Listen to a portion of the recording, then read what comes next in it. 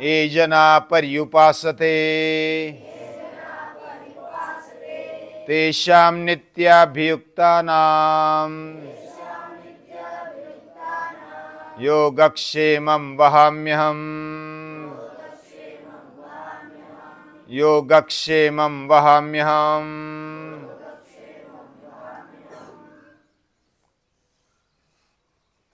हम अगर भगवान के भरोसे भगवान पर श्रद्धा रखते हुए, अनन्य श्रद्धा रखते हुए अगर हम जीते हैं तो हमारा जीवन भगवान खुद चलाता है। योगक्षेमं वहाम्यहम्, हमें चिंता करने की आवश्यकता नहीं। ये अनन्य चित्त होना मतलब क्या? अनन्य यानी न अन्यः, अनन्यः, दूसरा नहीं। ऐसी जब स्थिति आएगी तब अनन्य बोला जाता है, नो अदर। एक कथाकार थे, कथा सुनाते थे, बहुत विद्वान थे। वे एक बार राजा के वहां कथा सुनाने के लिए जाते हैं और राजा को जब कथा सुनाकर आते हैं तो राजा बहुत खुश होता, इतने विद्वान है, इतनी अच्छी कथा बताते हैं। उन्होंने बहुत धन दे दिया और इतना सारा धन दिया कि 50-100 कथा करने के बाद भी इतना धन नहीं मिलेगा। उतना धन उनको मिल गया राजा के वहां जाकर। उनको अच्छा लगा कथाकार को, ये अच्छी बात है, राजा के वहां ही कथा करने के लिए जाते। उन्होंने एक बार एक श्लोक लिया, अनन्याश्चिन्तयन्तो माम ये जना पर्युपासते तेषां नित्याभियुक्तानां योगक्षेमं वहाम्यहम्। ये श्लोक लेकर कथा की। कथा भी बहुत अच्छी हुई, विद्वत्ता भरी। और पूरे भगवान को क्या कहना है वो सभी कह डाला, लेकिन राजा को समझ में नहीं आया। वे समझाने का बहुत सारा प्रयास किया लेकिन समझ में नहीं आया। तो कथाकार बहुत ही चिंता करने लगे कि मैं इतना उदाहरण देकर इतना विद्वत्तापूर्ण समझाता हूं तो समझना ही चाहिए। जो सत्तावान है, जो धनवान है, उनको तो समझना ही चाहिए, अन्यथा बाकी लोग कैसे समझेंगे? तो ये चिंता करने लगे कथाकार और फिर घर वापस आ गए।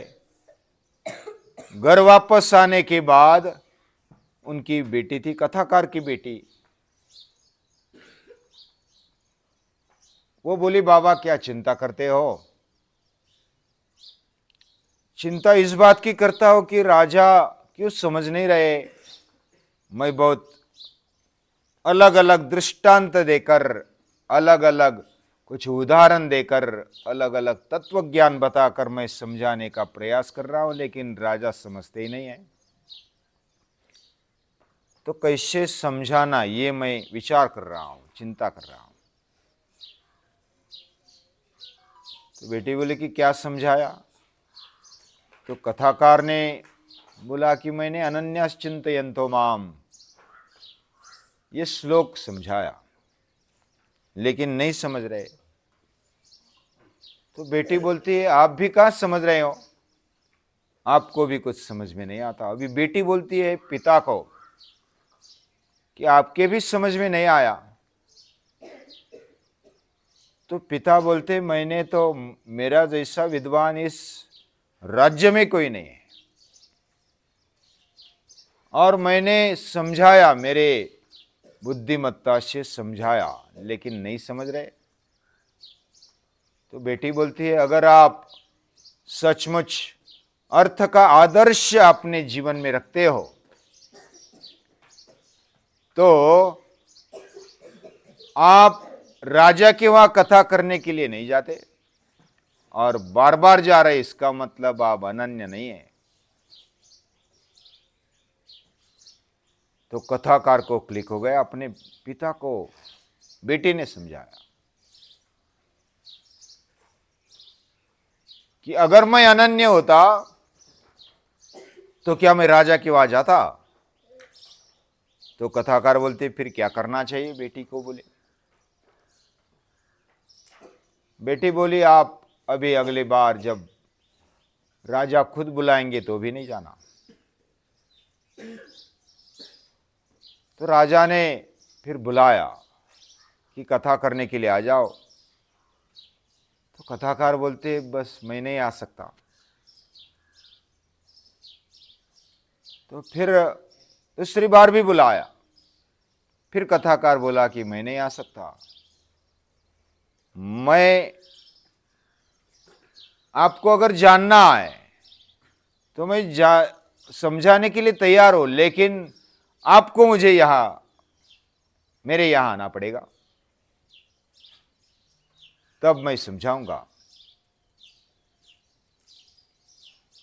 अभी राजा को पता चला कि ये श्लोक उनके अभी समझ में आ गया, यानी जो बताने वाला है या तो जो समझाने वाला है उसके जीवन में क्या अर्थ का आदर्श वह प्राधान्य रूप में रखता है। यानी वो जो बता रहा है अपने जीवन में उसने लाया है, अगर लाया है तो यह आदर्श बात है। वो सचमुच अनन्य है क्या?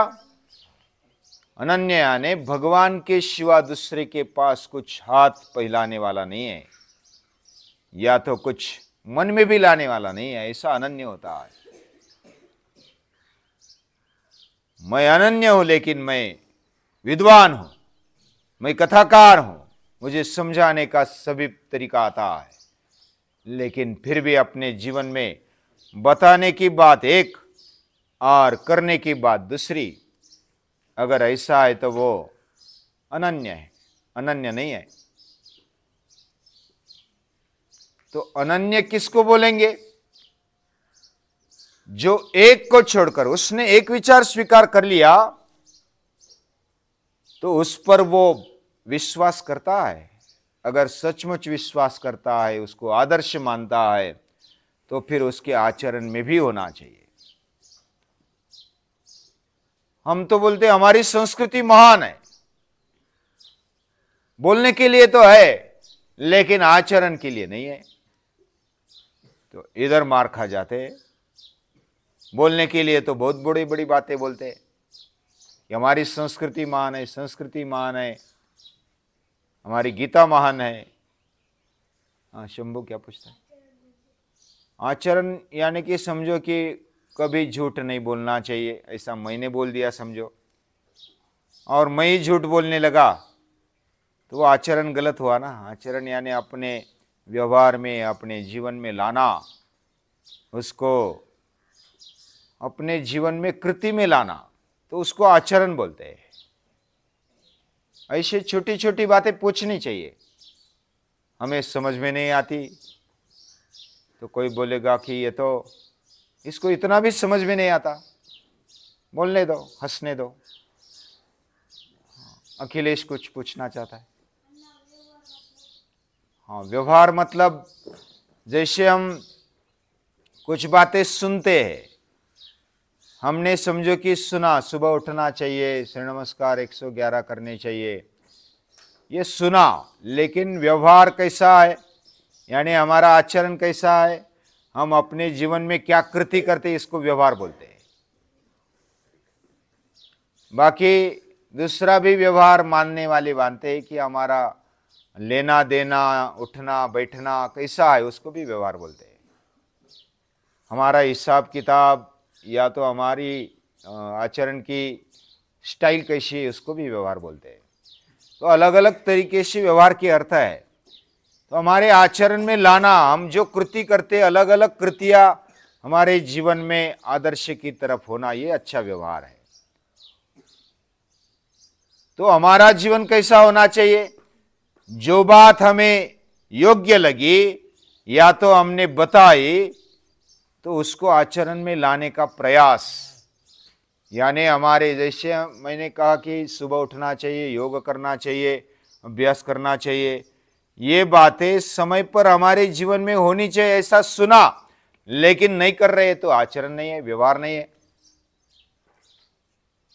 तो जैसा हम योग्य बातें सुनेंगे वैसा अगर आचरण में लाते हैं तो ये बड़ी बात है। भगवान हमारा जीवन चलाता है, हमें अनन्य भक्ति करनी चाहिए। इसका मतलब भगवान हमारा जीवन सचमुच चलाता है और उसके लिए मुझे लाचार होने की आवश्यकता नहीं है। योगक्षेमम वहाम्यम, ऐसा गीता कहती है। सचमुच का ये श्लोक सही है तो उसका प्रयोग करके देखना चाहिए। तो जब आप अपने जीवन में, व्यवहार में ऐसा अगर करने का प्रयास भी करते हैं तो हमें थोड़ी बहुत संकट या तो समस्या आएगी शुरुआत में, लेकिन धीरे धीरे ऐसा समझ में आएगा कि भगवान सचमुच मेरा जीवन चला रहा है, मुझे अतिरिक्त चिंता करने की आवश्यकता नहीं है। यानी मेहनत तो करनी चाहिए। हमारे पास हाथ दिए, पाँव दिए, इंद्रिय दिए, मन दिया, बुद्धि दी, ये सब दिया है तो उपयोग करने के लिए दिया है, योग्य उपयोग। उसका योग्य उपयोग या तो लाचार न बनते हुए उपयोग जब करते हैं तो भगवान हमारा निश्चित जीवन चलाता है। ये विश्वास रखते हुए भगवान को नमन करते हैं।